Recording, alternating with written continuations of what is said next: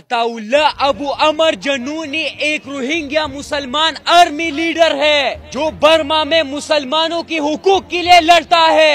अताउल्लाह इलाज के लिए बांग्लादेश गया था जहां उन्हें गिरफ्तार किया गया।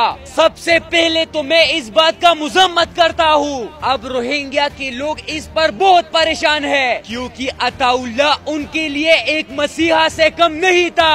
अताउल्लाह हमेशा मुसलमान के हुकूक के लिए लड़ा रहा, लेकिन अताउल्लाह पर गवर्नमेंट ने कई इल्जामात लगाए थे। लेकिन रोहिंग्या के मुसलमानों पर जो जुल्म अराकान आर्मी ने किया है वो भी तो तारीख का हिस्सा है ना।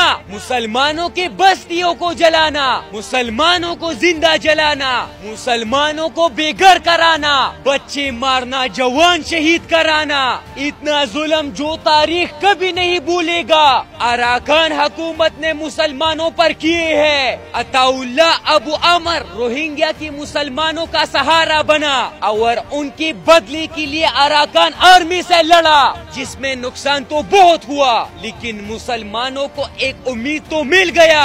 7,50,000 मुसलमान रोहिंग्या से बांग्लादेश मुंतकिल हुए और कैंपों में रहने लगे जो आज भी मुश्किलात का शिकार है। बांग्लादेश को चाहिए कि अताउल्लाह को रिलीज करे क्योंकि वो एक मुसलमान लीडर है। रोहिंग्या के मुसलमानों का और कौन है सिवाय अताउल्लाह के? सिर्फ वो ही मुसलमानों का दिफा कर सकता है, वो ही रोहिंग्या के मुसलमानों को बचा सकता है। Please release Ataullah.